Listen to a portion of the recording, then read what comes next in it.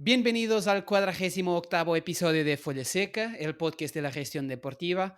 Hoy tenemos con nosotros a Sergio Vargas, director deportivo del Club Universidad de Chile e ídolo de la hinchada de la afición de la U, siendo el séptimo jugador de su historia con más partidos oficiales disputados, 428, de salida del club ahora que este está cambiando de propiedad. Sergio, bienvenido al Folla. Bueno, ¿qué tal, Pedro? Eh, Muchas gracias por esta invitación para charlar. Gracias. Y empecemos nuestra charla con una frase que crees que no que corresponde y que odias, que es: en el fútbol está todo inventado. Dices que Sí. si es así, todo lo que está inventado tú no lo sabes. Eres ávido de aprender y hasta el último juego, a los 38 años, seguiste queriendo aprender más y más del fútbol. Creo que eso es un gran ejemplo y que va en contra del exfutbolista que cree que por haber estado en el campo de juego lo sabe todo. Esa humildad al final es la base del éxito deportivo, ¿no? Sí, yo creo que tiene que ver, muchas de las cosas tienen que ver con, bueno, con las personas, ¿no? Cada uno tenemos una formación, una personalidad, una forma de ser distinta y diferente. Como siempre, hasta el día de hoy, que tengo 55 años, y bueno, después de futbolista me ha tocado estar en hacer diferentes cosas, ¿no? Cosas que ni yo mismo creía que las iba a hacer algún día, pero las hice y las fui realizando. Y claro, creo que es una frase un poco que me identifica, y soy una persona ávida de aprender, y cuanto más aprendo, más me doy cuenta a veces lo ignorante que soy, porque sé que hay un mundo por aprender, ¿no? Y acabo de terminar inclusive un diplomado en gestión deportiva aquí de la Universidad Santo Tomás, FIFA CIES, acabo a los 55 años, entonces siempre estoy procurando aprender, entender, experimentar, y adquirir armas y herramientas que me permitan, desde lo profesional y después desde lo humano, poder ser una persona más preparada. Tú al final has sabido muy bien reinventarte, ¿no? Estudiaste para ser entrenador, viajaste por Europa viendo entrenamientos, trabajaste en los medios de comunicación, hiciste incluso charlas motivacionales. Habiendo sido ya entrenador, ¿cuáles serían las mayores ventajas que uno puede sacar de esa experiencia cuando va después a trabajar como director deportivo y viceversa? Y yo creo que te ayuda y te sirve mucho, sobre todo, en especial en la estructuración de los planteles, en en diagramar, estructurar, preparar un plantel. A ver, porque contrataciones puede realizar cualquiera. Hacer un plantel de fútbol, es más difícil, más complicado, porque entran en juego muchísimas situaciones, ¿no? Y ese tipo de situaciones también tiene que ver un poco con el plan estratégico o el proyecto del club, a qué es lo que apunta. Eh, y en esa estructuración del plantel te encontrás con un montón de situaciones, de jugadores por posición, de diferentes edades, de diferentes, características, y ahí tenés que ir viendo cómo vas armando y vas proyectando, porque siempre cuando uno arma y estructura un plantel, te sirve la parte técnica y siempre estás con un ojo en el año actual, por decirte, el 2021, y con otro ojo en el 2022, inclusive muchas veces con el 2023. Entonces hay un montón de, mm, de situaciones que vos tenés que ir manejando y que desde la parte técnica te ayudan también a ponerte en la cabeza del entrenador.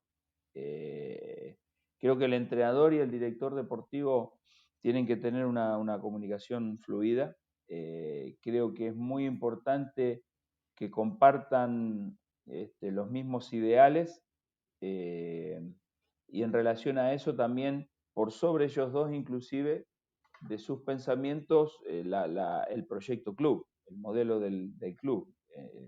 Entonces, pero sí, sí, siendo director deportivo y siendo entrenador, te podés meter en la cancha y podés tener una mejor, digo yo, afinidad al momento de poder diseñar el plantel o los Algo planteles. que, algo que también crees es que el director deportivo no debe de ser una persona administrativa, porque crees que probablemente en ese caso él no tendrá un gran conocimiento sobre el entrenamiento, lo que es una metodología, un modelo de juego, y al final termina descansando en la opción del técnico, que le va a pedir jugadores para salir campeón y que no le echen, en el caso de que esté trabajando en un gran club, y él va probablemente terminar a tirar jugadores para arriba. Por eso dices que la labor de un director deportivo es también la de filtrar y la de tener esta capacidad, y además de ello que entender qué tipo de jugadores están preparados también para entrar en el primer equipo, ¿no? Sí, porque a ver, si bien todos trabajamos en el club, tenemos diferentes funciones. Em, tenemos con el entrenador, y yo pongo aquí en Chile es el jefe técnico, que es el jefe técnico del fútbol formativo. En otros países el coordinador general de las divisiones inferiores, el responsable del fútbol formativo. Eh, tenemos mismos objetivos, pero a veces diferentes caminos, porque los tiempos a veces del entrenador eh, y las obligaciones del entrenador y las exigencias del entrenador son a corto plazo, sobre todo la del entrenador del primer equipo, porque el entrenador del primer equipo, donde él no logra o no consigue los resultados, sabe que se complica, es muy difícil que él pueda seguir ejerciendo la función de entrenador, ¿no? Y te obliga al club en algún momento a prescindir del entrenador si no se dan los resultados. Entonces, ese es un aspecto. Por eso el entrenador mira mucho más en el corto plazo. Nosotros tenemos que mirar el corto, el medio y el largo plazo. Eh, y después la estructura, en la estructura, el jefe técnico, su función y su responsabilidad, y para lo que es contratado, es formar jugadores y que esos jugadores lleguen al primer equipo. Entonces lo que sucede muchas veces en el caso del jefe técnico es que él tira la mayor cantidad de jugadores posibles para arriba, le da espacio, dice, estos jugadores están preparados. Entonces, en una persona administrativa, poder discernir si ese jugador que le están diciendo que ya está preparado para el primer equipo, no sé si tiene esa capacidad de discernir, alguien administrativo, por eso lo hablo. Tiene que ser alguien desde la parte técnica que él visualice y que él compruebe que lo que le está diciendo el jefe técnico efectivamente es así, porque muchas veces no hay coincidencia en eso, ¿no? Entonces, eh, ahí creo que es muy importante el, el, el, el director deportivo, el gerente deportivo, depende cómo se le llame, en los clubes hay diferentes figuras, que pueda tener esa capacidad, que esté en el día a día, no solo desde lo administrativo, desde la gestión, sino también desde la parte técnica. Y si bien hay gente que domina la parte administrativa, pero no domina al 100% la parte técnica, y viceversa. Hay personas que dominan la parte técnica y no dominan la parte administrativa. Entonces, creo que en un club de fútbol, siendo específicamente fútbol, esa parte creo que es muy, muy importante. ¿Por qué? Porque donde no estén preparados los jugadores, te pongo un ejemplo, o que no estén con todas las capacidades para estar en el primer equipo, perdés tiempo, perdés dinero, perdés inversión. Eh, entonces es muy importante esa parte y ese filtro que tiene que haber. Ah, por cierto, dices que en el fútbol todos creen que tienen razón y que saben de fútbol, y la verdad es que aunque sepan algo, todos tienen niveles de conocimiento distintos, de acuerdo con su propio expertise. Por eso, al final, termina siendo peligroso tener en el club a personas que no quieren largar el gusto de tomar decisiones sin estar debidamente preparadas para eso. Y la verdad es que en los últimos 2 años había un comité deportivo de 5 personas en la U que tenía la misión de evaluar y llevar al directorio las mejores propuestas, estando entre esas personas tú mismo y Rodrigo Goldberg, que es el otro director deportivo del club. ¿Crees que es fundamental que las decisiones de los fichajes de un club de top sean hoy tomadas por un comité de varias personas a fin de evitar errores? Yo creo que minimiza el margen de error. Teniendo en cuenta que cada contratación, a ver, en esto no hay infabilidad. O sea, de 10 contrataciones no te van a funcionar las 10. Es muy raro, es muy difícil. eh, Creo que casi no existe. Eh, Ahora, de esas 10 creo que tiene que haber un porcentaje alto de que sea positivo. O sea, yo creo que de un 60% de acierto ya es positivo. Si llega a un 70 o un 80, ni hablar.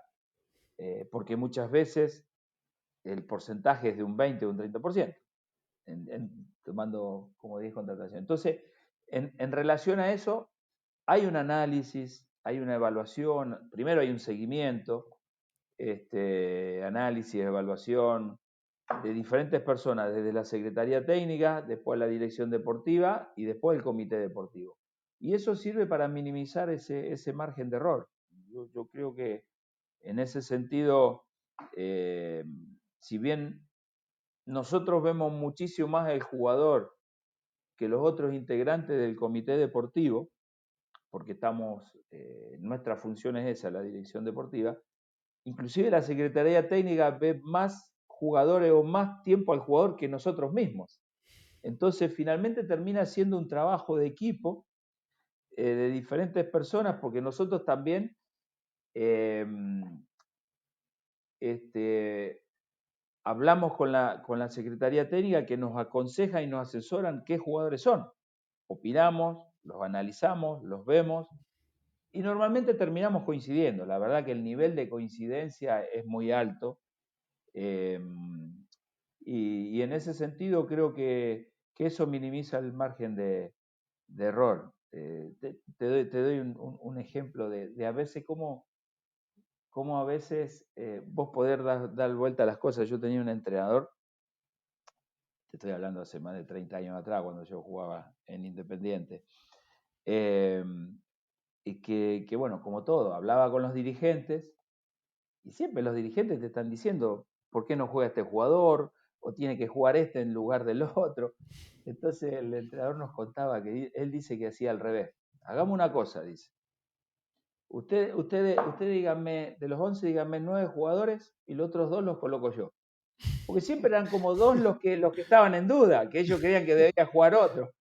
Entonces le daban los 9 que eran seguros y esos dos él lo ponía. Entonces era como parte también de una anécdota, no era tan serio tampoco que, Sí, que- sí. que- que vaya a ser lo que le decían los dirigentes. Pero lo que te quiero decir, que cuando nosotros, independiente de los niveles de conocimiento, cuando vemos un buen jugador o un mal jugador, lo detectamos fácil. ¿Me entendés? Sí, Entonces, sí. en cierto momento no hay grandes diferencias. Lo que nosotros vemos a lo mejor es que en cierta posición de juego, por ejemplo, nosotros necesitamos ciertas características de jugador. Y a lo mejor hay un jugador mejor que ese, pero que no juega en esa posición y no son las características que nosotros necesitamos. Entonces muchas veces lo que dice otras personas dicen, no, ese es mejor jugador, fíjate que bien que juega. Sí, está bien, es mejor jugador, yo también, pero necesitamos estas características, ¿me entendés? Para el equipo, por la proyección, y eso tiene que ver un poco también con Rodrigo y la parte mía también de ser entrenador y de haber sido jugadores, de cómo visualizar y qué es lo que necesita el equipo, ¿entendés? Pero bueno, un poco así un par, Incluso, un par de anécdotas. Incluso no solo con respecto a la forma de jugar del equipo, sino también a la propia filosofía del club, ¿no? Porque cada club tiene un determinado tipo de hinchada, de afición, tiene un determinado tipo también de tipología de jugador que le gusta a la gente. Todo eso debe de ser tomado en consideración a la hora de fichar a alguien, ¿no? Sin duda, sin duda, tiene que ver con el ADN del club, con el ADN del hincha. ¿Qué es lo que quiere el hincha? ¿Qué- La cultura del club. El hincha de la U es muy distinto aquí en Chile al hincha de la Católica, es distinto al hincha de Colo Colo, ¿ok? Y en eso tiene una cultura, una idiosincrasia, una identidad, un ADN. Digo. Y en ese sentido vos tratás de interpretar lo que quiere el hincha.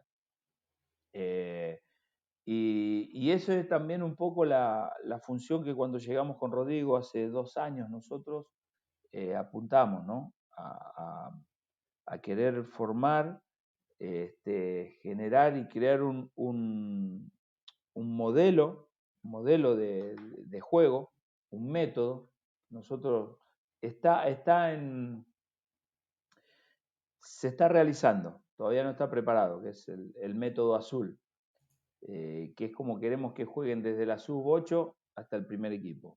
Eso lleva tiempo, lleva convencimiento, lleva preparación y se está haciendo, se está haciendo. ¿No? Nosotros, bueno, ya nos queda poco tiempo en el club, no lo vamos a poder ver, pero sí ya por lo menos están las bases, están los cimientos. Esperemos que eso con los nuevos controladores, con los nuevos dueños, se siga, que yo creo que es a lo que debe apuntar el club, independiente de las personas, porque acá te explico un poco, por ejemplo, Pedro, lo que ha sucedido en el club, que ha habido muchos cambios, por ejemplo, en la jefatura técnica del fútbol formativo, y cada jefe técnico que viene llega con su modelo, y se va el jefe técnico, y era el modelo del jefe técnico, y viene otro jefe técnico y tiene otro modelo, ¿me entendés? Entonces, eso es algo que no debe seguir ocurriendo, que uno de nuestros proyectos y de nuestro plan era tener un modelo que abarque a todas las divisiones y que haya una manera, una forma de entrenar y de jugar y que sea identificable y que sea que el hincha se siente interpretado por esa manera y esa forma. Y tiene que ver desde el perfil de jugadores, ciertas características del juego y todo que interpreten al hincha. Pero bueno, todo lleva su tiempo el proceso de armarlo, definirlo, armarlo, convencer, comprometer a la gente, después implementarlo y mantenerlo, que también tiene que ver con la convicción, mantenerlo en el tiempo, más allá de los resultados, ¿no? Pero te escucho diciendo eso, pero también te había escuchado ya diciendo que en el club no queríais imponer solo un determinado sistema de juego, una determinada forma de jugar, que queríais poner en el fútbol formativo, que los chicos jugaran en varios sistemas tácticos para poder estar preparados, listos para el momento de dar el salto al primer equipo, ¿no? Sí, es que bueno, ahí te hago la diferencia, o sea, eh, el sistema táctico no tiene nada que ver con la filosofía o la idea de juego. La idea de juego es una, y esa es la que todos deben saber y entender. Tenemos una Ok. forma de jugar. Después podemos jugar con línea de 4, línea de 3, con 3 delanteros, con un delantero, con 4 volantes, con 2 volantes. O sea, eso puede variar. Y yo creo que eso también le sirve mucho al jugador. Le sirve mucho al jugador y le sirve mucho a los entrenadores, inclusive a los entrenadores del fútbol formativo, porque los desafía permanentemente. Porque, a ver, desarrollar un modelo, tener un modelo, trabajarlo todos los días, todos los meses, durante años, en un momento se te hace simple, ¿me entendés? Porque ya sabes todo ahí. Pero cuando vas cambiando, y a lo mejor una de las ambiciones mías era que cada 3 meses cambiáramos el sistema de juego, lo que iba a exigir al entrenador a tener mayor creatividad, a ver diferentes situaciones dentro del campo de juego, defensivas, ofensivas y todo lo que supone, pero también a la vez al jugador, al mismo jugador de saber implementarlo. No es lo mismo jugar de lateral en una línea de 4 que ser el lateral volante en una línea de 3 o en una línea de 5. No es lo mismo jugar con dos jugadores por dentro, con dos 9, que jugar como único 9 y dos extremos. Pero eso lo va a exigir al jugador, el jugar en diferentes etapas. Y también a la vez te va a dar a vos la posibilidad, como entrenador y después como jugador, durante un mismo partido, de ir cambiando los sistemas e ir sorprendiendo al rival. Porque el rival también te estudia. Y si vos jugás siempre 4-3-3, está bien, yo creo mucho siempre en que el jugador talentoso se impone, siempre. Pero también los rivales te estudian y te neutralizan. Y como vos tenés los mismos automatismos siempre dentro de un modelo de juego, te podés ser un equipo más previsible. Cuando tenés la capacidad de cambiar, ya sorprendés, tenés ventaja sobre el rival. Entonces, creo que abarca un espectro bastante amplio en relación a lo que son los sistemas de juego, y también te da un jugador mucho mejor formado, con diferentes alternativas o variantes, que llegado al primer equipo, nosotros los últimos, a ver, si tomamos los últimos 3 entrenadores que hemos tenido, algunos han jugado con línea de 4, otros han jugado con línea de 5, otros han jugado con línea de 3, hemos jugado con 2 centrodelanteros, hemos jugado con un solo centrodelantero, hemos jugado con extremos, hemos jugado sin extremos, o sea, entonces, cuando vos tenés un jugador que ya esas acciones ya tiene la expertise, por lo menos de haberlas hecho en el fútbol formativo, las puede captar mucho más rápido, ¿no? Sí, sí, sí. Así que estás perfectamente convencido de que durante el fútbol formativo es mejor para los jóvenes no tanto especializarse en un determinado sistema de juego y en una posición estándar, sino adaptarse e intentar jugar en varias posiciones, ¿no? Incluso para su mente y su capacidad de leer el juego, etcétera. Exactamente. Sí, sí, o sea, no es que no creo en la especialización, sí creo en la especialización. Yo creo que todo jugador, vos le vas a dar diferentes herramientas para que él se desarrolle en diferentes posiciones. Pero él va a decantar por una posición donde vos decís, ¿sabes qué?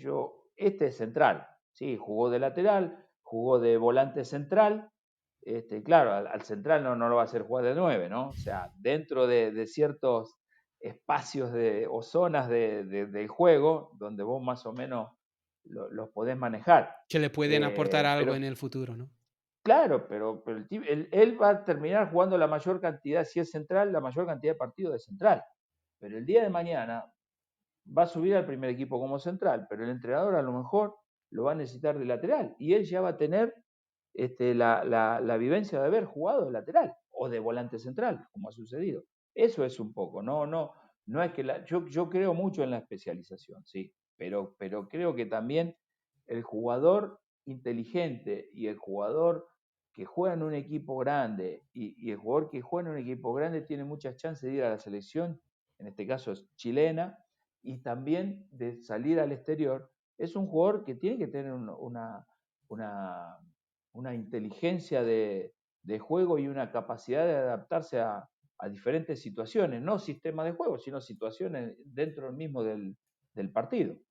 Sí, sí, sí, sí. Y de las tres patas del fútbol formativo que identificas, la captación, formación y promoción, cuando entraste en el club, entendiste que la gran falla era la promoción, porque se captaban buenos jugadores, se les formaba, pero no se les daba la posibilidad de jugar en el primer equipo. Cuando llegaba el momento del salto, se compraba otro jugador. Lo que también quería conocer tu opinión era sobre ¿qué es para ti, teniendo tantos años, 428 partidos solamente en el primer equipo de la U, etcétera, y también como entrenador, como director deportivo, qué es para ti la clave y de qué forma intentas ayudar a los jugadores jóvenes para que tengan éxito cuando salen del fútbol formativo y dan el salto para el primer equipo? Sí, a ver, eh, nosotros llevamos poco tiempo aquí, porque 2 años es poco tiempo y sobre todo teniendo en cuenta que en Chile desde el 2019, entre el estallido social y después la pandemia, en hace como un año y medio prácticamente que la mayoría de los jugadores de fútbol formativo no están entrenando. Tenemos un equipo que comenzó a entrenar en octubre del año pasado, un selectivo, decimos nosotros, que es como un equipo de proyección o jugadores de proyección, que van desde la categoría 2005 a la 2001, que están trabajando específicamente. Y han subido bastantes chicos. La verdad, actualmente nosotros tenemos el 40% del plantel con contratos que son del fútbol formativo, que era cuando nosotros asumimos el 2019, era uno de nuestros objetivos y estaba dentro de nuestro plan estratégico. Pensábamos tenerlo recién en el 2022. Bueno, por suerte lo tenemos hoy. Pero creo que es muy, muy importante el acompañamiento del jugador. eh, Porque, a ver, ¿por qué digo el acompañamiento? ¿Qué es lo que ha sucedido muchas veces? El jugador, cuando pasa del fútbol formativo al fútbol profesional, es la figurita del fútbol formativo, por eso pasa al primer equipo, es el mimado, es el que más chances tiene, es el que más futuro tiene, pero cuando pasa al primer equipo, termina siendo el jugador, si tenemos un plantel de 28, es el jugador 28 o 29. Eso es una cosa, hasta que él logra ganarse su espacio. Y en ese sentido, muchas veces, y como tal, el fútbol profesional es rendimiento. Y los entrenadores están a veces muy enfocados y demasiado enfocados en el resultado del fin de semana. Entonces, durante la semana se trabaja enfocado en eso. No hay espacio muchas veces para el que viene subiendo y si bien sí hay una atención, no hay esa atención específica que tiene que tener el chico. Entonces, muchas veces el chico el fin de semana no es citado, termina bajando a jugar en el fútbol formativo y no es ni de acá, no es ni de allá, mientras no esté consolidado en el primer equipo. Entonces, ese acompañamiento tiene que ver con trabajarlo específicamente, ver realmente cómo está trabajando en las semanas, desde el aspecto físico, desde el aspecto táctico, desde el aspecto técnico, acompañarlo también en esa situación que no sabe de dónde es, y muchas veces lo del fútbol formativo, aunque él baje a jugar el fin de semana, en la sub-19 ya lo soltaron, y tampoco lo adoptaron los del fútbol profesional.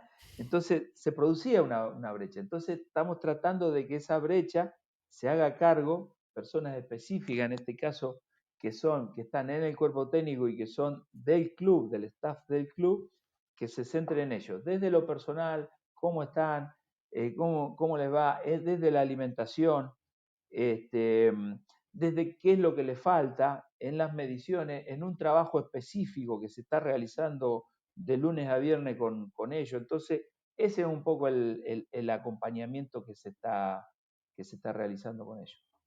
Sí, no, y esa historia de la figurita que hablabas me hace acordar también algunas situaciones, conozco varias, por ejemplo, también en el fútbol portugués, en las que determinados jugadores que hoy juegan incluso en el equipo nacional, que en una determinada fase de su fútbol formativo que no jugaban, muchas veces por el hecho de que físicamente no eran tan fuertes. Por eso, yo, en mi opinión personal, yo creo que eso tiene que ver mucho con la parte mental, ¿no? Con el hecho de que consiguiendo en esa fase vencer este tipo de adversidades, quizás también les ayuda a veces cuando llegan al primer equipo, porque como comentabas, es siempre una etapa más y la más difícil quizás de la carrera de Claro. un jugador que hay que vencer. Y en ese sentido también te hablaba del aspecto mental, ¿no? Porque también te he escuchado ya comentar que un 70% del rendimiento está en la cabeza, ¿no? Confianza, concentración, prepararse, cuidarse. Muchas veces vemos que incluso los jugadores que no son tan talentosos, que consiguen superar a los demás a causa de eso, ¿no? Sí, sí, un poco, bueno, yo siempre digo, o sea, mi experiencia en el fútbol y desde lo personal, porque lo experimenté y me fui dando cuenta eh, que el nivel de concentración que vos adquieras, el nivel de confianza, el nivel de seguridad que vos adquieras está en uno mismo y está en una preparación mental desde lo emocional, por eso hablo desde lo psicológico, y el rendimiento creo que está ahí. A mí me pasó en mi carrera de futbolista, cuando yo salgo en Independiente, hice 6 años en el fútbol formativo, después 6 años en el primer equipo, y tenía un nivel futbolístico. Pero cuando yo logré concentrarme, cuando logré enfocarme y adquirir esa confianza y esa seguridad, fue a través de la concentración mental que obtuve. Eh, de la visual y después también, bueno, hay diferentes técnicas que en esos años no se sabía. Después me enteré que era la visualización de los partidos. O sea, yo terminaba el partido el domingo y el lunes ya estaba jugando el partido del siguiente fin de semana. Y todos los días estaba pensando las características del rival, cómo eran, de qué manera, cómo le pegaban, quién eran sus mejores jugadores, cómo trabajaban la táctica fija, de qué manera atacan. Y Siempre fui muy involucrado en eso. ya trabajabas como, como entrenador siendo un Sí, jugador casi, ¿no? sí, sí, porque además yo desde jugador siempre decía yo quiero ser entrenador. Me gusta ser entrenador, porque tengo esa manera y esa forma. Entonces, desde la experiencia me di cuenta de eso. Y después, leyendo, observando, viendo, mirando, vos te das cuenta que la diferencia, hoy se preparan todos muy bien, tácticamente, físicamente, estás muy bien preparado, pero la diferencia se sigue haciendo mentalmente. Yo creo que ahí es donde vos marcás la diferencia. Y entre un jugador talentoso y otro jugador no tan talentoso, pero entre el jugador no tan talentoso, sabiendo sus limitaciones, se enfoca más, se concentra más, se cuida más, estudia más, está más compenetrado en lo que quiere. Y el talentoso, como sabe que es talentoso, sabe que le alcanza con un poco y el otro se lo termina superando. Digo, se lo decimos en Argentina, se lo termina comiendo. Y bueno, eso es por dar un ejemplo básico, ¿no? Claro, claro. Pero creo mucho en eso. Yo creo que la fortaleza está en nosotros mismos. Yo creo que el ser humano, dentro en lo que se proponga, o sea, con objetivos más o menos este, claros, no sobredimensionados, nosotros somos capaces de lograr lo que nosotros queremos. Hay, hay, una, hay una gran fortaleza en nosotros mismos, hay que creer en uno mismo, ¿no? O sea, yo te lo hago, te lo digo hoy, pero yo también fui una persona y aún a veces me pasa, ¿eh? Que no creo en mí mismo. Es una lucha que creo que todos los seres humanos muchas veces vamos teniendo, ¿no? La inseguridad, Y que es positivo incluso. claro, yo creo que también es positivo conocerse Claro. y a lo mejor darse cuenta cuando te está ganando la inseguridad más que la seguridad, decir, no, pará. Sí, Bueno, sí, sí, sí, pero sí. No, sí, sí, incluso los clubes son cada día más profesionales, ¿no? Y un buen ejemplo para lo que comentabas es, por ejemplo, los profesionales del club que tratan también de ayudar en la alimentación, ¿no? De los jugadores, en cuidarse, alimentarse. Pero claro, si uno después llega a su casa y come McDonald's todos los días, es un ejemplo de cómo los clubes intentan ayudarte, pero después es tú que tienes que tomar las opciones, ¿no? sin duda, sin duda, sin duda. Siempre hay una responsabilidad de uno. O sea, nuestras decisiones marcan nuestro destino, Claro, nuestras decisiones. O sea, eh, y en claro, ese claro. sentido, eh, uno desde niño, sus decisiones van marcando. Y uno desde niño está tomando decisiones que después influyen en tu futuro. Bueno, yo hoy tengo un hijo, el más chico, tengo cuatro, pero el más chico de 15 años, y uno trata de explicarle eso. Cuando él decide no esforzarse, cuando decide no estudiar, cuando decide dejar los estudios de lado y estar jugando más al play que estudiando, Le digo, si el día de mañana vos querés entrar a una buena universidad, que influyen las notas que te sacás hoy, porque aquí en Chile influyen, entonces vos estás tomando una decisión. Después, cuando tengas 18 años y te arrepientas que a lo mejor no puedes entrar a la universidad que no, que querés y no podés, es tu decisión. Vos decidiste jugar más tiempo al play que a lo mejor estudiar media hora más. Entonces, Claro. siempre estamos tomando decisiones que influyen en nuestro futuro. Sí, sí, sí, sí. Pero yo creo que tú tienes una cosa muy, muy propia y que supongo que sea muy buena, que es, por una parte, tu experiencia como jugador. Porque, por ejemplo, a los 16 años, cuando jugabas en el Independiente, te aconsejaron a que buscaras equipo, ¿no? Ya que eras muy flaquito en esa altura. Pero como tenías el sueño de jugar con el club en Primera División de Argentina, al final te decidiste quedar. Yo creo que por una parte esa experiencia y por otra el hecho de que seas una gran leyenda del club, todo eso también te da legitimidad a la hora de aconsejar a los demás, ¿no? Claro, claro, sí, son las vivencias, las experiencias de uno. A mí, a ver, siendo sincero, no soy una persona que le guste aconsejar mucho. Eh, no sé, soy así. O sea, no es que ando buscando gente para que me aconseje. Ahora, el que se me acerca para conversar, sí, siempre estoy abierto a eso. Eh, pero en ese sentido, siempre trato de hablar sobre las experiencias, sobre lo vivido. Eh, y en relación a eso, claro, a mí me tocaron situaciones duras, difíciles, complicadas, que también van forjando un poco la personalidad de las personas y van viendo de qué madera estás hecha, estás hecho, perdón, ante situaciones u obstáculos en la vida. Algunos deciden tomar otros caminos, otros deciden luchar, otros deciden no luchar. Y yo siempre fui obstinado. Como decís vos, ese ejemplo a los 16 años que me dicen que me busque club, porque no estaba desarrollado físicamente. Bueno, tenía dos caminos, o volvía para mi casa o me quedaba y luchaba por la posibilidad que yo soñaba siempre. Bueno, siempre decidí quedarme, luchar y bueno, pude alcanzar el objetivo y cumplir mi sueño. Y después esas cosas en la vida permanentemente se te van interponiendo situaciones difíciles, complicadas.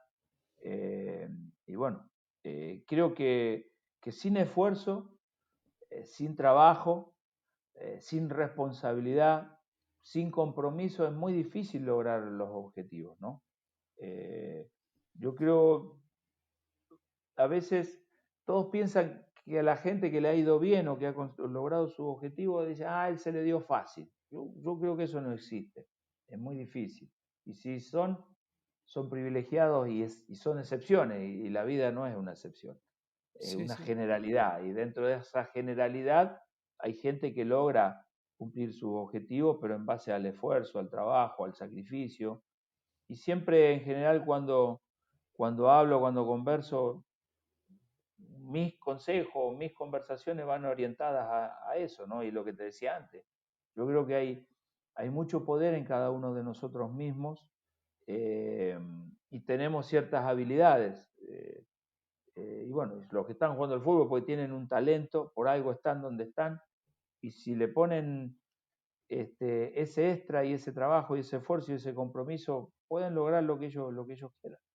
Si bien que hoy yo creo que existe un reto añadido, muchas veces te escucho hablar sobre esto, pero con respecto a la parte de los jóvenes jugadores, yo añado que también en la parte de los clubes, yo creo que esto también sucede, que es una menor paciencia, ¿no? Hoy en día, un joven que haga tres, cuatro buenos partidos, muchas veces su cabeza empieza viajando lejos del club. Pero también añado yo que también el contrario sucede a veces, que un club contrata a un atleta, tiene unas determinadas perspectivas para él y si él no corresponde, muchas veces pierde rápidamente la paciencia. Um, que aprovechando tu experiencia no solo como jugador, sino también como director deportivo y principalmente entrenador, al final lo que sí es claro es que si un jugador demuestra una buena actitud, si demuestra la capacidad y también la voluntad de trabajar, etcétera, más tarde o más temprano el entrenador suele darle una oportunidad, ¿no? Eso también es importante. Sí, sin duda, sin duda. Yo creo que ese aspecto es fundamental. El positivismo, la actitud, el no bajar nunca los brazos, el no darse por vencido. Eh, a ver, y el futbolista en sí es un ser humano, partamos de ahí. Tenés días buenos, tenés días malos, tenés etapas buenas, tenés etapas malas, eh, pero creo que para lo que está, el entrenador en este caso, que está al frente del grupo, siempre valora al jugador comprometido, siempre valora al jugador que quiere más, siempre le da una valoración al jugador que quiere lo mejor para el equipo y que quiere lo mejor para el grupo. A lo mejor por mucho tiempo no lo va a utilizar, pero a donde él tenga la posibilidad, siempre le va a dar una oportunidad. Siempre se va a ganar la oportunidad, porque la oportunidad se la está ganando día a día. A lo mejor no está el espacio en ese momento, pero el entrenador lo va a valorizar. Y yo creo que en ese sentido, bueno, siempre hay un símil entre la vida y el fútbol, ¿no? En la vida es lo mismo. Este, eh, Cuando uno, a veces que el jefe no te pesca, eh, eh, no tenés la capacidad, pero sos una persona positiva que le aportás a la organización y a la institución, siempre vas a tener una oportunidad. Y en ese sentido, Sin duda. este, yo sé que el fútbol tiene altos y bajos, ¿entendés? Y por eso uno tiene que estar ahí siempre, permanentemente, permanentemente. Sobre todo los futbolistas que eligieron esta carrera, que es una linda carrera, es una carrera muy corta y que tienen que aprovechar todas las posibilidades, ¿me entendés? No tenés 30 años para aprovechar las posibilidades. A lo mejor el periodo es muy corto. Y en ese sentido, creo que el compromiso, la actitud y ser una persona perseverante, que no baje los brazos y que te vean siempre ahí bien dispuesto, siempre te van a abrir una puerta o una ventana. No, y por cierto, uno de los grandes retos del director deportivo es también el conseguir coordinar los objetivos de corto plazo del entrenador, ¿no? Y su obligación de ganar a cada fin de semana con los intereses de largo plazo de la institución, ¿no? Es ahí también que, nuevamente, si un jugador no está correspondiendo a las expectativas, pero si el club cree mucho en el jugador para el futuro, etcétera, el director deportivo siempre tiene que estar ahí tentando que corresponda la idea de la institución a las opciones siguientes del técnico, ¿no?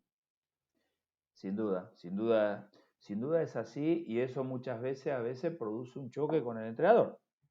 Eh, y ahí es donde, bueno, es muy importante ahí tratar de manejar ese tipo de situaciones. ¿Me entendés? Por eso te digo, mismos objetivos con el entrenador del primer equipo específicamente, distintos caminos, porque los objetivos queremos ser campeones. Los caminos del entrenador y los caminos del club son diferentes y Claro. los tenemos que tratar de hacer coincidir. El diálogo, el respeto, siempre son importantes. Y la sinceridad, finalmente, a veces tenés que hablar sinceramente y tratar de que el entrenador comprenda esa situación, porque también no es tampoco del director deportivo, es del club. En este caso, el proteger a un jugador o darle espacio a un jugador, ¿no? Claro, Eh, claro. Ahí, bueno, son esas situaciones, pero son así como muy esporádicas, no es algo que sea permanente y constante, ¿no? Eh, que a lo mejor también en otros clubes puede ser permanente y constante, pero también ahí es muy importante al momento que te sentás a arreglar un contrato, es que vos pongas, mirá, como club nosotros queremos esto, 8 jugadores, estos 8 tienen que jugar porque el proyecto club es este, ya, y el entrenador si lo acepta, listo. Entonces después las cosas están habladas antes y aceptadas antes, entonces ahí no hay opción de reproche o de enojarse. Eh, por eso siempre el diálogo es muy importante. Pero bueno, muchas veces también, aún con diálogo, la misma presión que viven los clubes grandes es complicada y a veces termina deteriorando las relaciones, ¿no? Pero buscas siempre mantener una comunicación fluida, es decir, tú con los entrenadores como director deportivo buscas tener reuniones con frecuencia, no sé, diarias, semanales, ¿cómo, Sí, cómo gestionas esto? sí, sí, así es, sí, sí, en lo posible todos los días. Y más que reuniones, porque va a haber reuniones, Informales, digo, vamos a informales. suponer, una reunión semanal para analizar el partido del que pasó versus el partido que viene, toda la planificación, hablar de los partidos, bueno. Y después todos los días estás hablando algo, tendrás alguna otra reunión por algún tema específico, pero todos los días siempre esa tiene que ser fluida esa relación. Creo que en ese sentido es muy importante y esa relación que haya entre director deportivo y entrenador eh, es rara. No, no rara, pero ¿qué es lo que te quiero decir? A ver, en el organigrama del club, el director deportivo, el entrenador está por debajo del director deportivo. Pero muchas veces nosotros como director deportivo tenemos que ponernos a las órdenes del entrenador. Tenemos que ser, eh, escucharlo más a él, ver qué es lo que él necesita, cómo poder ayudarlo. Este, y en ese sentido no mantenemos esa estructura. ¿Me entendés? ¿Por qué? Porque creemos que es lo mejor. Los entrenadores son bien especiales, muchos de ellos, y son el gerente general en la parte deportiva que vos tenés, ¿no? Eh, Después está el directorio y los directores que somos nosotros, pero muchas veces inclusive tenés que ponerte por debajo de él y tratar de comprenderlo, entenderlo, porque a lo mejor es lo que más le conviene al equipo, lo que ves que él necesita, y ser un colaborador más, a pesar de que estás por sobre él, ¿no? Yo creo que es parte también un poco de las relaciones que tiene que haber. Eh, y es como todo, hay veces que uno tiene que actuar más como jefe y otras veces uno tiene que actuar más como empleado. Y curiosamente en la U habían dos directores deportivos, ¿no? Desde que habéis entrado hace 2 años. ¿Tus tareas comprendían la secretaría técnica, la elección de los jugadores y las negociaciones, estando las de Rodrigo Goldberg más relacionadas con la parte de los contratos? También aquí es importante esta división para ti. Esto te lo pregunto porque no suele haber dos directores deportivos en el mismo club. Sí, a ver, claro, es una estructura que se dio así y que es atípica, porque prácticamente no sucede, pero creo que nosotros, a pesar de las diferencias que podamos tener, porque todas las personas tenemos diferencias en los puntos de vista, en los temas específicos, nosotros como con Rodrigo no tenemos diferencia como personas, ¿no? Además fuimos compañeros, salimos campeones en la U, tenemos sobre un tema específico a lo mejor diferentes puntos de vista, pero también hemos tenido creo que la capacidad de llevarlo bien, de buena manera, de buena forma, y te miento si en estos 2 años hemos tenido así una discusión que, que, que diga, no, yo me quedo con mi punto de vista, y el otro, para nada, siempre hemos llegado a un acuerdo. Después creo que no hemos dividido bien los roles y las tareas, porque además Rodrigo es más, más se va hacia la parte administrativa, él es ingeniero, más a la parte operativa, más a la parte logística, y yo me voy orientado a la parte técnica. ¿Entendés? Entonces, siendo un club grande y habiendo muchas tareas por hacer, creo que la hemos llevado bien, de buena manera, de buena forma, porque ya te digo, o sea, desde la parte técnica, lo que me corresponde, bueno, ahora no están entrenando el fútbol formativo, pero ahora estaría entrenando el fútbol formativo en la mañana y en la tarde. Tenemos una cantidad importante de entrenadores, de cuerpos técnicos, de colaboradores, área médica, administrativa, y está el primer equipo. En la tarde vuelven a entrenar los jugadores, la secretaría técnica, la visualización de los jugadores, todo lo que tiene que ver de la preparación, a lo mejor que uno va viendo también del partido del fin de semana. Son muchas, muchas tareas. Los cadetes, el fútbol formativo juega los fines de semana. Tenés el fútbol femenino también, que es un área importante. Desde el año pasado nosotros, el club comenzó una profesionalización del fútbol femenino progresiva, y con muy buenos resultados. Entonces, hay muchas labores, hay muchas tareas y creo que eso nos ha permitido dividirlas de buena forma y darle la importancia a cada una, que requiere, porque muchas veces al tener tantas cosas tampoco le puedes dar el énfasis o la importancia o el tiempo que requieren, ¿no?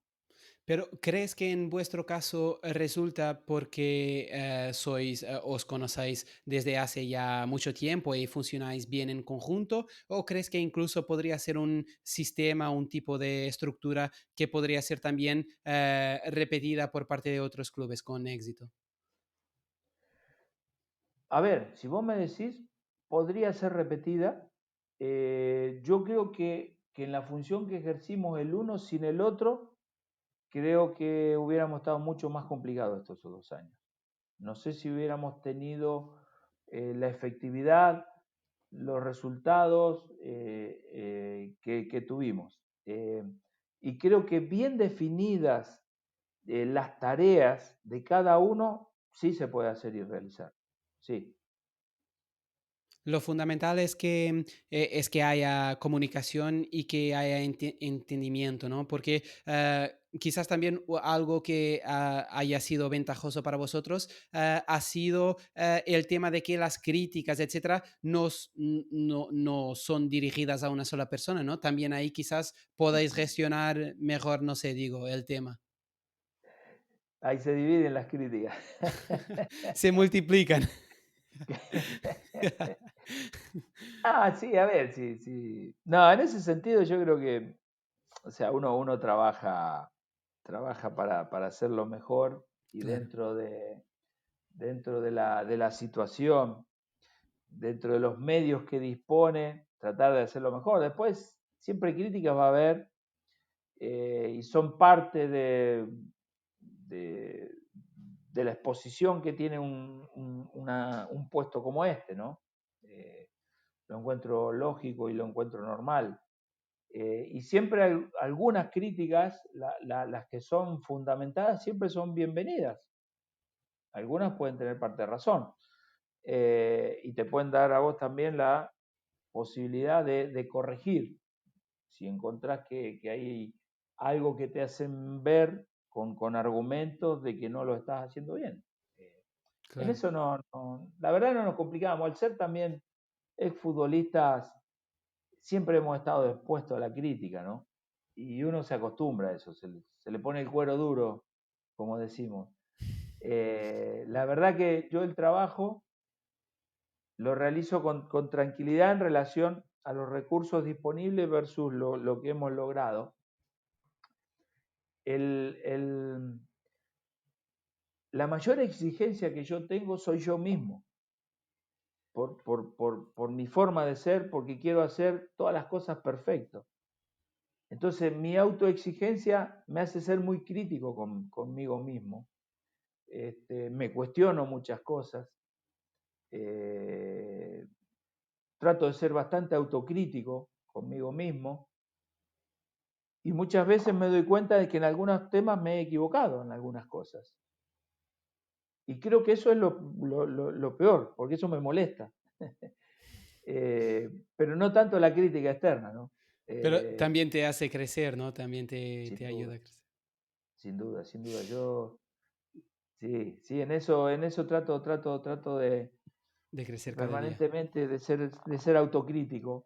eh, y bueno, y también pienso que cada decisión que vamos tomando, analizarla desde diferentes puntos de vista y después, bueno, uno toma la decisión. Y a veces te das cuenta que es efectiva y hay veces que no, pero cuando vos tomaste todas las alternativas y tomaste una decisión y salió mal, bueno, de últimas, inclusive salió mal, te quedas hasta tranquilo porque tuviste todo. El tema es cuando a lo mejor tomás una decisión rápida, sin ver diferentes situaciones o alternativas y sale mal. Ahí sí me digo, no, eso es un error, no puede ser.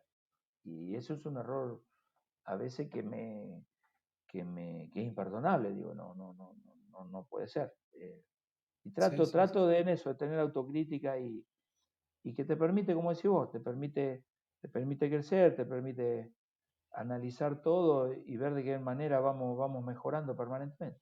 Claro, claro. No, yo creo que a veces las personas se van por un camino que no es el mejor, incluso para ellas mismas, que es entender que como el fútbol es tan irracional y tan emotivo, a veces las personas no dan no piensan mucho sobre las críticas, ¿no? Pero creo que eso es un error que Ya. sea como dirigente o como entrenador que no te hará crecer, ¿no?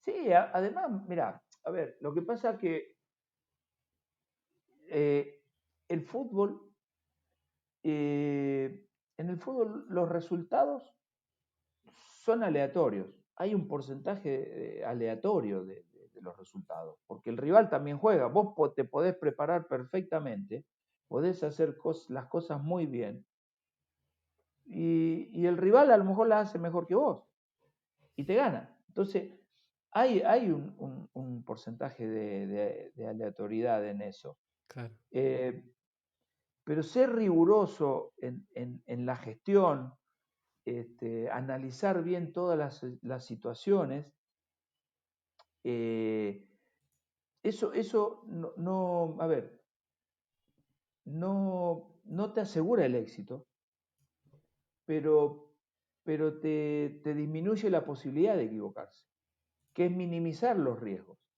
¿entendés? Y en ese sentido, tratamos de trabajar así, sabiendo que trabajamos para ganar, trabajamos para tener éxito, pero bueno, a veces no ganamos y a veces no tenemos éxito, eh, pero porque en esto también es fútbol y jugás contra otro rival y que también hace las cosas bien y que también trabaja bien y que también planifica. Y a lo claro, mejor le toca a ellos, ¿me entendés? Entonces, si bien trabajamos en pos del resultado, pero nosotros trabajamos con pilares o con objetivos o con situaciones que nos lleven a ese resultado. Después el resultado se podrá dar o no, pero de la forma en que vamos a trabajar sabemos que vamos a tener mayor posibilidad de conseguir esos resultados y minimizamos los riesgos de no conseguirlos. claro, Pero claro. decir trabajo para ganar, no, inclusive de futbolista cuando jugaba, que la gente, yo nunca decía, no, vamos a ganar el domingo, a veces los hinchas cuando te cruzaban, y el domingo ganamos, porque los hinchas son así. Sí, vamos a ver, pero con más años, ¿no? Yo confianza tengo, pero sé que hay otro rival enfrente. ¿Me entendés? Sí, Siempre sí, como que sí. fui medido y equilibrado en eso. Pero yo te puedo asegurar que trabajaba las 2 horas de entrenamiento, salía muerto de cómo entrenaba de todos los días Claro, claro. y para que el domingo ganar, pero sabía que a lo mejor el domingo no ganaba, aunque L- trabajara al máximo. Lo normal del fútbol es perder, ¿no? Porque dependiendo de los campeonatos, hay uno que gana y 19 o 15 que Claro, pierde, ¿no? claro. Pero hace En poco, ese parámetro es así, pero por sí, eso, depende de los objetivos de cada club. claro, claro, claro. No, pero Sergio, hace poco comentabas que 2 años en un club no es nada. ¿Cuánto tiempo crees que es necesario para que pueda verse el verdadero trabajo de un director deportivo y cómo dividirías ese tiempo de acuerdo con las varias áreas donde interviene? Yo creo que para, a ver, depende, también el proyecto, los objetivos y los recursos del club. Porque a lo mejor si el primer año te dice, mirá, nosotros queremos salir campeón este año. Acá hay 5 millones de dólares para que vos inviertas en jugadores. ¿Me entendés? Una cosa.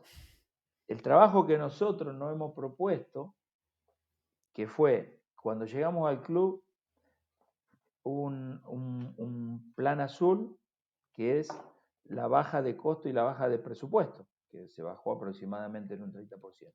Que hoy es un tercio de cuando entrasteis, ¿no?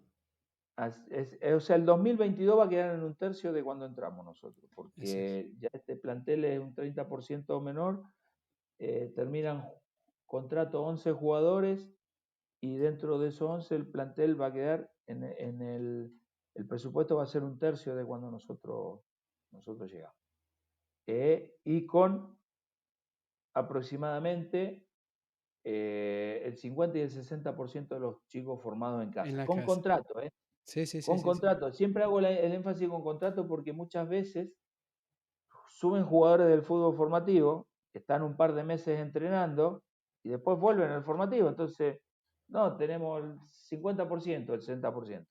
Sí, pero estuvieron un tiempo y después volvieron y No sin son apuesta contrato en y ese nunca. caso. Claro, nosotros hablamos con contrato.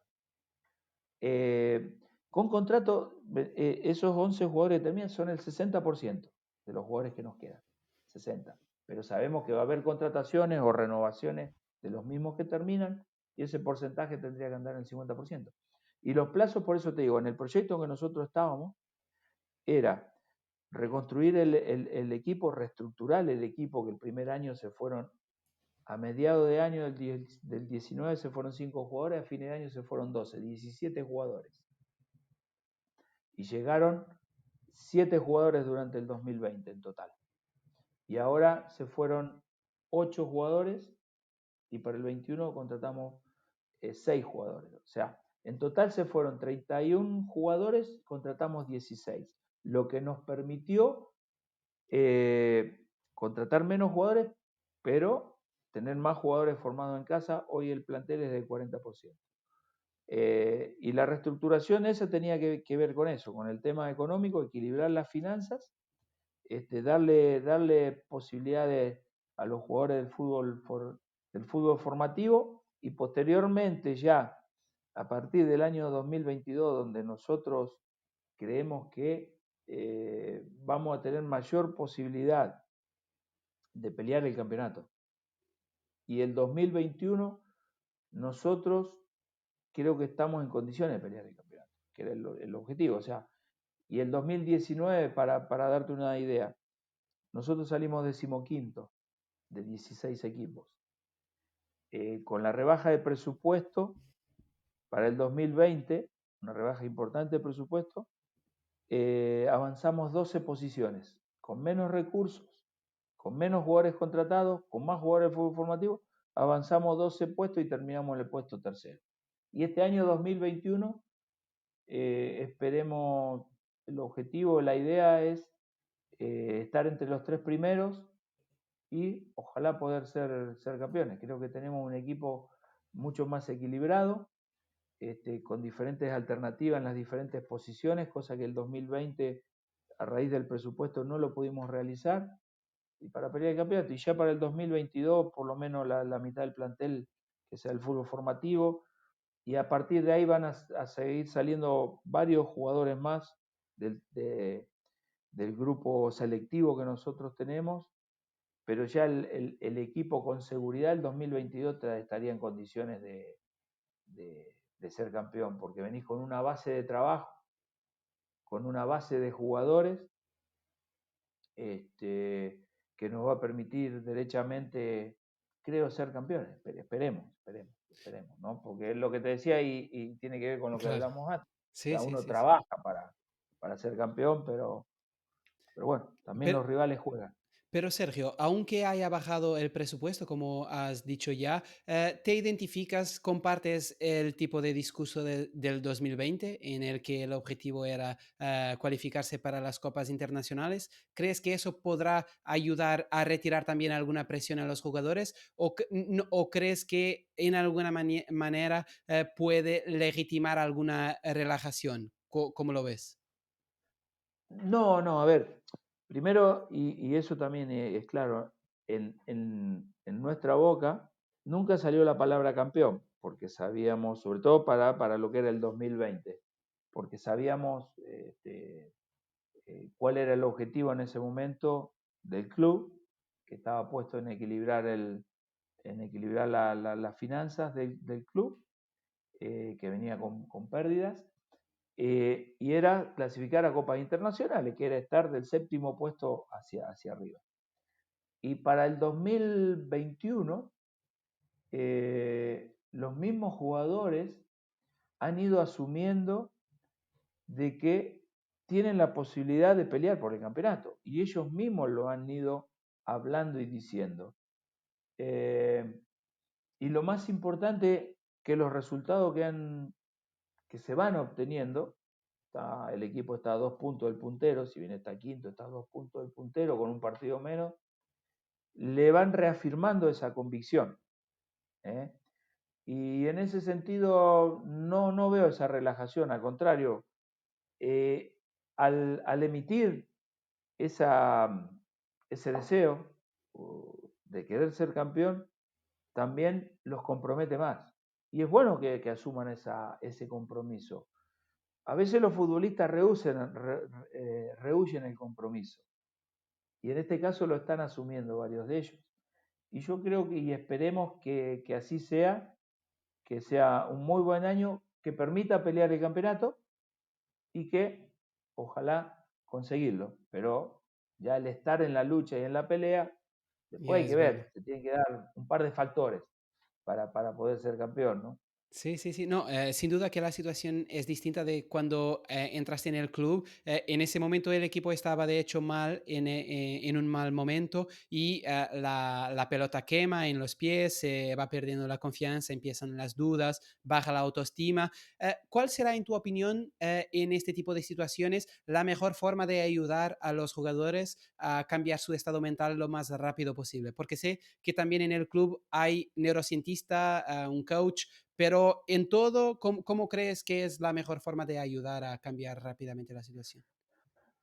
Y para ese tipo de situaciones tiene que ver con eso, con esa, ellos estaban jugando con desconfianza, inseguros, era cambiar la mentalidad, era poder cambiar, eh, generarles confianza. Y en ese sentido nosotros en ese momento, eh, hay un neurocientista trabajando en el club, pero creíamos que necesitamos, de ello que obtuviera mayor confianza. Necesitábamos cambiarle el estado mental y trajimos un coach. Trajimos un coach, para trabajar con ellos específicamente en ese aspecto y en esa área específica, ¿no? Que tenía que ver con eso como un reforzamiento aparte de lo que este, maneja el entrenador, el neurocientista y todo. Eh, y apuntamos a eso. La verdad que apuntamos a esa situación y por momentos se logró una mejor sincronía grupal, se logró un mayor compromiso, cambió el ambiente con ciertas actividades, pero bueno, también los resultados no cambiaron demasiado, siendo Sí, sincero. sí. Fue un año bastante complicado y bueno, además vino después el estallido social en Chile y no se jugaron los últimos seis partidos. El equipo durante todo el año no había ganado 2 partidos seguidos. Ganamos 2 partidos seguidos y ya la confianza subió muchísimo y ahí se corta el torneo. No hay excusa, no sé si vamos a ganar el tercero, eso Claro. no lo sé, pero sí que en ese momento estaba en un buen momento anímico, mental el equipo y bueno, se suspendió el torneo, pero uno busca esos factores y tiene que ver con eso, ¿no? Creo que con lo que hablamos anteriormente, o sea, el aspecto mental es fundamental. Y en ese sentido, ese análisis que nosotros teníamos del el 2019 nos permitió tomar decisiones y definir ciertas características de qué jugadores necesitábamos para el 2020, porque también por un tema eh, de, de, de acuerdo en el Consejo de Presidentes se decidió que el descenso para el 2020 iba a ser una tabla ponderada, donde el 60% de los puntos obtenidos en el 2019 era el 60% y los obtenidos el 2020 era el 40%. Y dentro de eso que nosotros vimos y definimos, necesitábamos jugadores que vinieran, se pusieran la camiseta y no sintieran la presión. O sea, a ver, más que no sentir la presión, y uno que fue futbolista, la presión siempre está, que supieran jugar con presión. ¿Entendés? Y bueno, dentro de eso este, trajimos a Walter a Montillo, trajimos a Joaquín Larribey, que ya también eran jugadores de 35, 36 años, pero que sabíamos que nos iban a ayudar en un déficit que habíamos visto en el equipo. Como decía vos, que la pelota quema, que algunos, no todos las quieren tomar en algún momento, y después más otros muchachos que llegaron, que eran jóvenes, pero que también tuvieron buen rendimiento, como Arangui, Casanova, este, nos ayudaron mucho para tener llegar en esa tercera posición en el campeonato 2020, pero que a la vez nos permitió no jugar ese partido de promoción o no irnos al descenso. Entonces eso también tiene que ver Yo, un Ser, poco con el análisis y la toma de decisiones y el conocimiento de haber estado ahí dentro de la cancha, ¿me entendés? ¿Qué es sí, lo que sí, sí. necesitamos? Sí, sí, sin duda. Lo que yo aprovecho siempre para enfocar la parte mental, porque en mi opinión es el futuro del éxito deportivo, porque hoy en día tienes mucha información, ¿no? Mucha información sobre la parte técnica de los jugadores, incluso muchos datos, así que tienes más facilidad aquí. Sí, pero la verdad es que vosotros, tú y Rodrigo Goldberg, cuando habéis entrado, incluso en vuestra presentación, habéis definido un tipo de jugador, ¿no? Un tipo de jugador con personalidad, disciplina, profesionalismo, historial médico, capacidad de adaptación, todo temas, aspectos que en los que los jugadores deberían de corresponder para ser jugadores de la U. En ese sentido te preguntaba, ¿cómo buscabais reunir dicha información? Porque una vez más, termina siendo más difícil lograr este tipo de información que la información sobre la parte técnica, la parte incluso física. ¿Cómo lo hacíais? No, bueno, investigamos, tratamos de averiguar la mayor cantidad de antecedentes posibles. ¿Vos me estás preguntando de los nuevos refuerzos o sobre los refuerzos Eh, o sobre sobre los o sobre el refuerzos y sobre los plantel? jugadores promovidos. No, no, no, Claro, claro. sobre los nuevos jugadores. No, sobre los nuevos jugadores buscamos la mayor cantidad de antecedentes. Desde cómo eran como personas, como profesionales, las lesiones, veíamos un poco los antecedentes de ellos, la estadística de ellos, y tratamos siempre de conversar con personas que hayan trabajado con ellos, ya sea ex compañeros, compañeros, entrenadores. Tratábamos siempre tratamos en relación a los futbolistas de obtener la mayor cantidad de información. Y creo que en eso, bueno, a ver, nosotros creo que un aspecto importante también de los resultados que se consiguieron el año pasado, si bien en algún momento sufrimos, y entre la fecha, tengo acá, tenía la estadística ahí, nosotros tuvimos un rendimiento muy bajo, no, no me acuerdo si entre la fecha 10 y la fecha 22, no tengo el resultado acá, obtuvimos un 40% de rendimiento, lo que nos hizo bajar en la tabla y comprometernos con el descenso. Pero creo que la gran clave estuvo en el grupo humano que se formó. Nosotros pasamos dos instancias complicadas el año pasado, que siempre son difíciles, que es a raíz de la pandemia una rebaja de sueldo de los jugadores. Enfrentamos una negociación de ese tipo que siempre es conflictiva, que no es fácil. Y se salvó de buena manera, se zanjó bien de buena manera, llegamos a acuerdo, la disposición de los jugadores absoluta y tiene que ver con eso. Después, otro tema fue la extensión de los contratos de los jugadores, porque había muchos jugadores que terminaban el 31 de diciembre del 2020 y el torneo 2020 finalmente terminó mediado el 14 de febrero. La extensión de los contratos de los futbolistas, situación que se manejó y se negoció y se zanjó de buena manera también, de buena forma. Son situaciones muy difíciles, porque muchas veces el jugador no quiere firmar por un mes o 2 meses más, te exige otra cosa, los representantes te exigen otra cosa. Y yo creo, por eso resalto el tema del grupo humano y cómo finalmente el grupo humano lo hacen las personas y las buenas personas. Y en este caso nosotros, en dos puntos que podrían haber sido conflictivos, como sí lo tuvieron otros equipos aquí en Chile, inclusive mandando a sus jugadores al seguro de cesantía, provocando un conflicto de proporciones entre los jugadores, entre los dirigentes. También hubo equipos que la extensión de los contratos la tuvieron que hacer prácticamente obligados y a lo mejor no querían extenderle un año a los jugadores, querían 2 meses y tuvieron que hacerlo. Y nosotros creo que todo eso se negoció de buena manera, de buena forma, pero tiene que ver un poco con todo esto. En el análisis de los jugadores primeros que quedaron del 2019, las personas que quedaron, aparte de jugar la persona, y los que llegaron.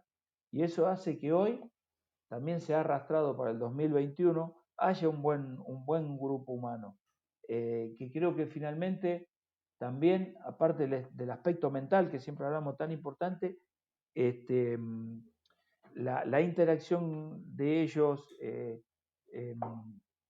la convivencia de los grupos humanos hacen que los equipos tengan éxito. O sea, hay equipos sin demasiado talento, pero bien compenetrados que terminan consiguiendo objetivos y saliendo campeones. Y creo que eso nosotros lo tenemos. Tenemos un muy buen grupo de jugadores desde lo personal y lo humano. Sí, porque al final es una dinámica de grupo, ¿no? Como bien dices, muchas veces el futbolista bueno no es una buena persona y hace que no sea posible formar un buen grupo, que al final es la base de todo en el fútbol. Y por eso también comentas que os habéis fijado mucho en el liderazgo positivo de los jugadores. En ese sentido, también te preguntaba que no solo es importante definir un perfil psicológico, sino asegurar que ese perfil que uno busca está en conformidad con el perfil que uno tiene ya en casa, ¿no? Sin duda, sin duda, sin duda. Yo creo que, por eso creo que fue al principio que hablamos de la estructuración del plantel, o sea, no es traer refuerzos, o sea, traer nombres, pagar 100, 1000 o lo que sea, sino cómo vos vas eh, tomando diferentes antecedentes de los jugadores para conformar un plantel. Y tiene que ver también con eso, con lo que es el jugador dentro de la cancha, pero con lo que es el jugador fuera de la cancha. Y que también tiene que ver un poco inclusive con los valores que representa el club. En este caso, de la Universidad de Chile, la universidad más prestigiosa de Chile, ¿no? Sí, sí. No, incluso porque puede serlo bastante fichar a una mala persona, a una persona mala, como para romper el grupo, ¿no? Y su estabilidad. Sin duda, sin duda, sin duda te puede perjudicar enormemente, enormemente. Nos fijamos, bueno, siempre hay margen de error, ¿no? Pero en general tratamos de averiguar lo más que podemos. A veces los tiempos también en las contrataciones te hacen que vos no tengas la posibilidad de averiguar tantas cosas, ¿me entendés?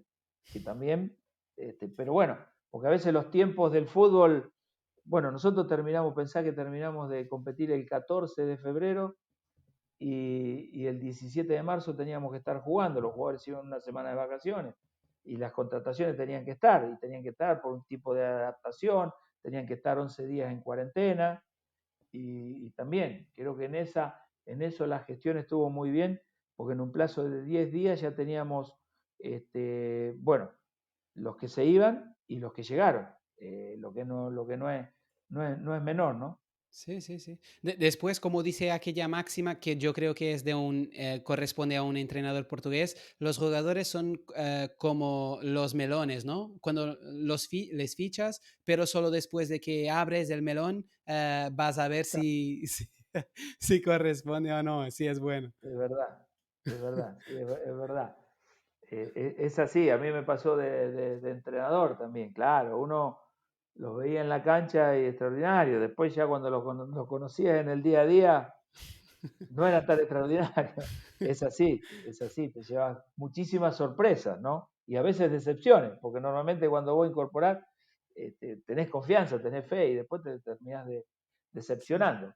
sí, No a veces el nivel futbolístico, ¿no? Porque el nivel futbolístico lo ves, pero muchas veces de sus actitudes, sus conductas, y también otras cosas, como a veces ciertos muchachos desaprovechan sus oportunidades, ¿no? Teniendo todas las condiciones. Y a pesar de que uno les pueda decir o algo, no, no. Y después con los años te lo encontrás, pucha, profe, le hubiera hecho caso, o que la, en ese momento yo era muy chico, no supe, sí, o sí, estaba en sí. otra. Eso es un clásico. A veces es triste encortarse con eso, bueno, pero Sí, sucede, ¿no? sí, sí. Si bien que también existe la situación contraria, es decir, cuando un jugador, toda la gente lo ve como un jugador problemático y eso hace que sea una buena oportunidad de mercado porque consigues traerlo y ponerlo en el camino correcto, ¿no? También, claro, claro. Sí, hay para los dos lados. Y viceversa también, Claro. yo creo que inclusive ya hablando de entrenador o director deportivo, cuando lográs recuperar a algún muchacho bueno, que su conducta, su comportamiento, su profesionalismo, no eran las idóneas y bueno, este, por ahí te escuchan o por ahí uno los puede encaminar o los puede orientar. Este, siempre en la vida, como todo en la vida, siempre tenés dos caminos, ¿viste? Claro. Siempre tenemos esa disyuntiva, no hay algo muy claro para nosotros los seres humanos, te hablo. Diga, Sí, no, sí, sí. por acá vamos, ningún problema, no tenés ni que pensar, vamos. Y no es así, siempre tenés dos caminos. Y bueno, Y Sergio, entrando en la parte final de nuestra conversación y dejando la parte mental, ¿en qué cualidades te fijas a la hora de observar a un jugador, independientemente de su posición, ya sea un carrilero o un mediapunta, lo que sea? a ver, primero que juegue bien al fútbol. A mí me encanta los tipos que jueguen bien al fútbol, que interpreten bien el juego, que tengan calidad técnica. Y en ese sentido para mí es fundamental. Y después, bueno, importante las ciertas características de velocidad, de potencia, de acuerdo a la posición en que vos busques, ¿no? La velocidad también hoy es un factor importante. Pero yo creo que lo más importante es la interpretación y la inteligencia de juego. ¿Okay? Eso creo que siempre va a marcar la diferencia, eh, porque siempre el que está interpretando y el que está pensando está sacando ventaja. Eh, Está pensando antes, está un paso adelantado, este, y creo que eso es muy importante. Y bueno, después, bueno, lógicamente la calidad técnica, el talento. este, a mí me gusta el fútbol bien jugado, pero bueno, después también con la responsabilidad que tengan que tener los jugadores en las funciones y tareas que les otorgue el entrenador. Entender también para cada función qué demanda el juego, ¿no? Y cómo se le puede cambiar positivamente, ¿no? Claro, sí, tiene que ver con lo que te digo, con la inteligencia de juego. Ujú. La inteligencia de juego es adaptarse a las diferentes funciones y, y a lo que te requiera el juego en el momento, a la interpretación que vos hagas para esa toma de decisiones, que sea rápida y que sea efectiva. Y con respecto a los porteros, porque dicha observación suele ser más compleja para quienes no hemos jugado en la portería, ¿cuáles serían sus características más relevantes, aquellas a las que estás especialmente atento desde el inicio de un partido? Bueno, a mí me gustan los arqueros jugadores, desde siempre, ¿no? Ahora está más de moda porque los arqueros juegan muchísimo con los pies. Porque tú eras Antes, uno también, ¿no? Que salías por ahí sí, con con el balón y... sí, a mí me gustaba no solo jugar con el pie, a veces me gustaba gambetear. Tengo Sí, sí, imagen. sí. Digo, porque a veces me criticaron acá en Chile en su momento, porque cuando te equivocaste, te critica, está bien, parte de. Pero ya, ¿sabés lo que me di cuenta? Normalmente digo, yo cuando jugué a un toque o a dos toques no me equivoqué nunca, la verdad. Creo que nunca. Me equivoqué cuando quise gambetear, hacer alguna de más, pero porque sentía eso, me nacía eso y siempre tenía un sentido del espectáculo. Eh, y me nacía eso y lo hacía. Y bueno, y algunas veces te la robaran gol, estaban las críticas, pero jugando simple a un toque, dos toques, creo que en 20 años de carrera casi nunca me equivoqué. Pero me gusta el arquero jugador, el arquero que maneje el área. No me gusta el arquero bajo los palos. ¿eh? Si bien valoro el arquero atajador, el arquero con mucha reacción, velocidad de pierna y todo, pero me gusta el arquero que domine el área, que anticipe la jugada, que ante un pase donde te viene el delantero solo, ya él está encima, porque ya adivinó la jugada antes y no dejó que viniera a llegar y rematara. Después a lo mejor podés achicar o no, pero que llegue antes inclusive al balón, eh, que salga de su área chica sobre todo en las pelotas aéreas. Yo sé que hoy es más complicado, es más difícil porque las pelotas tienen otra velocidad, la forma en que le pegan al balón también es distinto, pero me gusta el arquero jugador, el arquero pensante, el arquero anticipador. Neuer es un arquero de eso. Y bueno, de la vieja escuela, muy vieja ya, mi gran ídolo siempre fue Hugo Gatti, un arquero El loco. jugador, claro. Y de ahí, bueno, de ahí tenés una serie de jugadores, Higuita, que estaban en esa senda. Y siempre me gustó. Si bien yo nunca fui a lo mejor tanto como ellos, pero sí siempre buscaba ese sentido del espectáculo, de, y siempre una máxima, ¿no? El primer atacante es el arquero, entonces cuando recibía, muy raro que hiciera tiempo, normalmente buscaba pelotas rápidas para propiciar el contraataque, en esa época contraataque, hoy transiciones, transiciones defensiva-ofensiva. Así que, pero ese tipo de arquero jugador me gusta. En la realidad fue Loco Gatti en su día que inventó, al menos en Sudamérica, ese estilo, ¿no? De regatear, de salir a jugar, ¿no? Sí, sí, sí, él fue. Yo creo que muchos arqueros de nuestra generación, inclusive anteriormente y posterior, se fijaron en él. Que no sé, los Navarro Montoya, Comiso, qué sé yo, un montón de arqueros que con ese estilo, ¿no?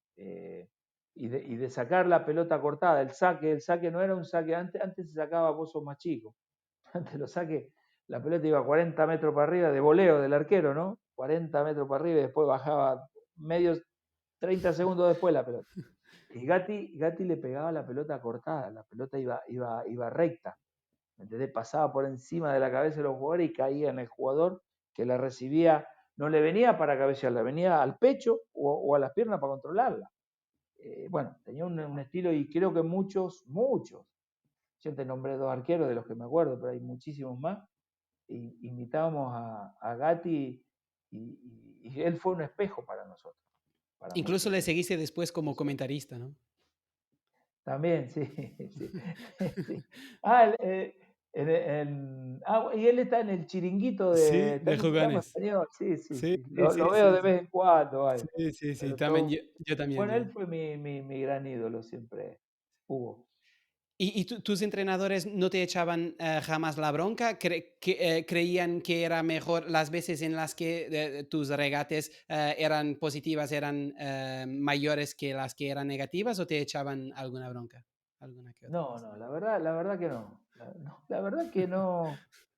No, no, no, porque igual, claro, me equivoqué, pero no fue tanto, ¿no? Pues si me hubiera equivocado seguido, este, te Sí, sacan. sí, Pero no, no, sí. no, no. La verdad que no. No, no, no era un loco que Vale, salía a vale. gambetear siempre, no, era excepcional a veces.